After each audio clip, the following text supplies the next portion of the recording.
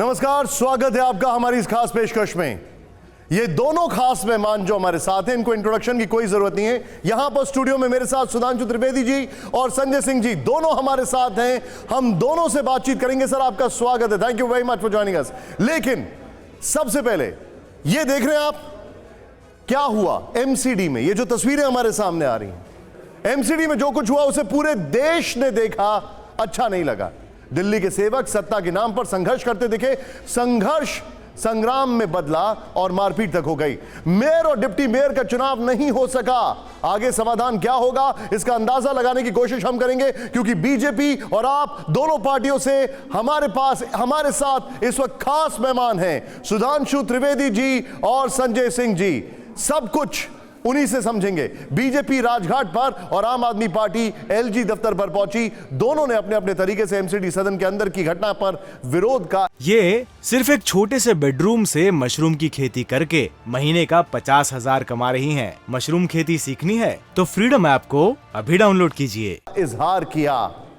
ये तस्वीरें हम आपको दिखा रहे हैं, जरा ध्यान से देखिए।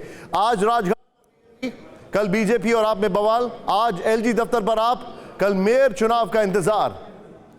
अब बीजेपी ने बापू की समाधि का रुख किया तो आप एलजी दफ्तर पर विरोध जताने पहुंच गई।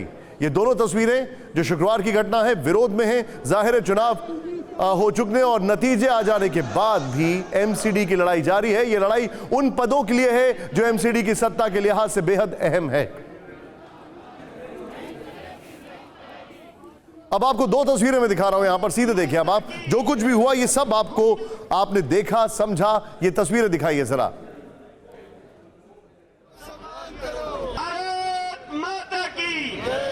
गुंडागर्दी नहीं चलेगी, गुंडागर्दी नहीं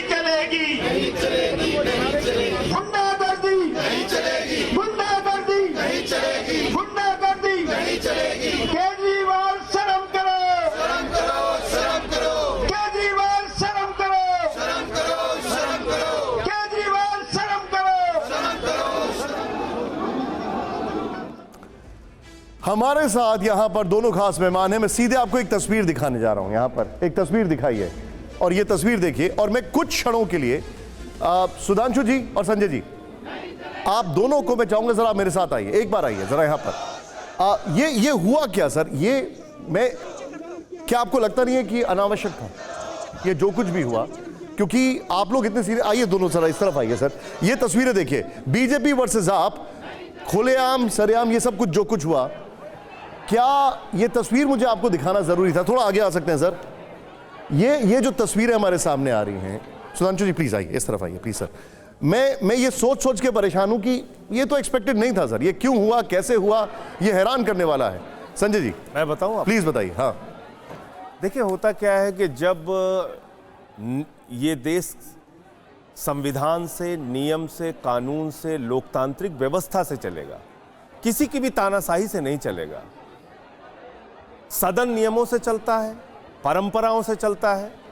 लेकिन अगर उस सदन के अंदर अगर कुछ गैर संवैधानिक होगा, गैर लोकतांत्रिक होगा, नियमों और परंपराओं के खिलाफ होगा, तो उसके विरोध में स्वर उठेंगे। और विरोध में स्वर उठाने का खामियाजा क्या भुगतना पड़ा? हमारे 2 बार के चुने हुए पार्षद प्रवीण कुमार को पीट पीट के लहूलुहान कर दिया गया। हमारे एक पार्षद अशोक मानू को पीट पीट के उसके पैर तोड़ दिए गए। हमारी एक महिला पार्षद को घायल कर दिया गया। कई महिलाओं को बदसलूकी की गई, मां बहन की गालियां दी गई, जो आपके चैनल पे मैं बोल नहीं सकता। ये सब कुछ हुआ है कल। और क्यों हुआ? हमारे जितने भी पार्षद थे उनका यही कहना था कि भाई, हमेशा से जो लोग चुने हुए हैं, जो जनता से चुनकर भेजे गए हैं पार्षद, उनकी शपथ होती रही है। पहली बात तो आपने गलत किया, जो सीनियर मोस्ट मेंबर होता है उसको प्रोटम चेयरमैन बनाया जाता है, आपने वो काम नहीं किया। आपने जबरदस्ती एक प्रोटम चेयरमैन वहां पे बनाया, अपनी पार्टी का बनाया, जो कि सीनियर मोस्ट नहीं थी, बावजूद इसके आपने बनाया। दूसरी बात आपने क्या किया कि पहले इलेक्टेड मेंबर्स की शपथ नहीं करा रहे हैं आप, पहले नॉमिनेटेड मेंबर की शपथ करा रहे हैं। और यहां मन में चोरी का खुलासा होता है। नहीं, लेकिन मुझे, और वो मन में चोरी का खुलासा क्या है? देखिए, इस बात को समझिएगा बहुत ध्यान से। ये मैं नहीं कह रहा हूं, ये पंजाब हरियाणा हाई कोर्ट का ऑर्डर है और इस ऑर्डर में मेरे किसी बयान का जिक्र नहीं है, ना सुधांशु जी के बयान का जिक्र है। इसमें भारत के संविधान की धारा 243R का जिक्र है। उसमें क्या कहा गया है? उसमें कहा गया है कि नॉमिनेटेड मेंबर्स को वोटिंग राइट नहीं है।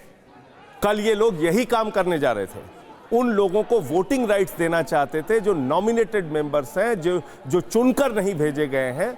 और नहीं, लेकिन आप जो बता रहे हैं उसके विरोध में हम लोग सामने ये आए। जो टेक्निकल एस्पेक्ट है, मैं इस पे आपसे बात करूंगा और आप इस पे सुधांशु जी और आप दोनों जवाब भी मुझे दीजिएगा। एक बार सर इधर आ जाते हैं, जैसे कि डिबेट फॉर्मेट में वापस हम लोग आ जाए। आइए सुधांशु जी, संजय जी आइए। अब मेरा सवाल ये, सुधांशु प्लीज आइए।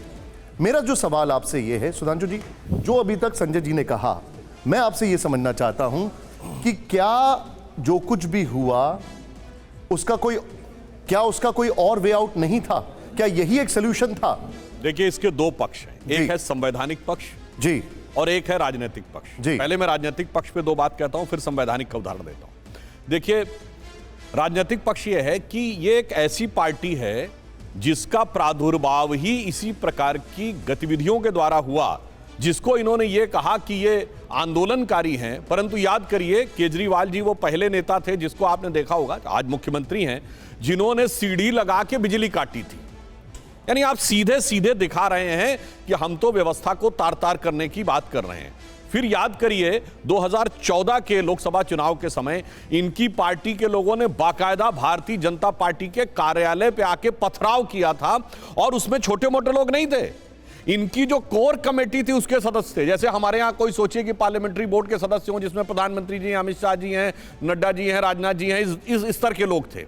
अब उसके बाद देखिए, इनके ही नेता के साथ अभद्रता के एक नहीं अनेक घटनाएं हुई थी उन वर्षों में, वो सब बाद में आम आदमी पार्टी कार्यकर्ता निकले। तो मैं कहना चाहता हूं कि संवैधानिक मर्यादा और आचरण की मर्यादा को किनारे रख के उपद्रव करना ये इनकी स्वाभाविक प्रवृत्ति नहीं, लेकिन वो तो कह रहे हैं कि उन्हीं के लोगों की मार पिटाई हुई है। नहीं, अब मैं उसी पे आ रहा हूं। चूंकि यह टेंडेंसी है ना उग्रता की बात, उस ढंग की बात करना। अब मैं बताता हूं संवैधानिक बात। देखिए, जो इन्होंने बात कही, यह संविधान के अनुसार अलग अलग परिस्थितियों में होता है। जैसे झारखंड विधानसभा में नॉमिनेटेड को वोट करने का अधिकार रहता था। भारत की संसद में याद करिए 545 पहले इस आधार पे थे कि 543 इलेक्टेड और 2 नॉमिनेटेड होते थे। अब वो व्यवस्था में परिवर्तन हुआ, वरना पहले वो भी वोट करते तो 273 के ऊपर मेजॉरिटी इसीलिए होती थी। तो वो बात आपकी सही है, मैं मानता हूं। यदि कहीं पर व्यवस्था है, कहीं पर नहीं है। यदि आपको ऐसा लगता है तो वोटिंग वो नहीं कर सकते थे, पर अगर आपको लगता है वोटिंग कर सकते तो मैं याद दिलाना चाहता हूं, ये दृश्य हम पहली बार नहीं देख रहे हैं निशान जी। अरे हमारे साथ ये बिहार विधानसभा में 90 में हुआ। उसके बाद आप देखिए लालू प्रसाद यादव जी की आखिर में जनता ने उनको नकारा। 1997 में उत्तर प्रदेश विधानसभा में हुआ, इसी ढंग से हाथापाई की गई, जबकि हमारे पास बहुमत था, बहुमत सिद्ध करने का मौका नहीं दिया। आखिर में हम लोग कोर्ट गए, कोर्ट ने कहा फ्लोर ऑफ द हाउस के ऊपर होगा, और हुआ। यहां तक कि 98 की फरवरी में याद करिए, मैं कहता हूं न्यायालय ने तो थोड़ा मर्यादा से आगे जाके कर दिया था, प्रोसीडिंग ऑफ द हाउस भी तय कर दी थी। अच्छा, एक और चीज है, इसलिए अगर आपको विश्वास था तो भारत के संवैधानिक व्यवस्था के उपकरण ऐसे हैं जो दूध का दूध पानी का पानी कर देंगे। ये सिर्फ एक छोटे से बेडरूम से मशरूम की खेती करके महीने का 50,000 कमा रही हैं। मशरूम खेती सीखनी है तो फ्रीडम ऐप को अभी डाउनलोड कीजिए।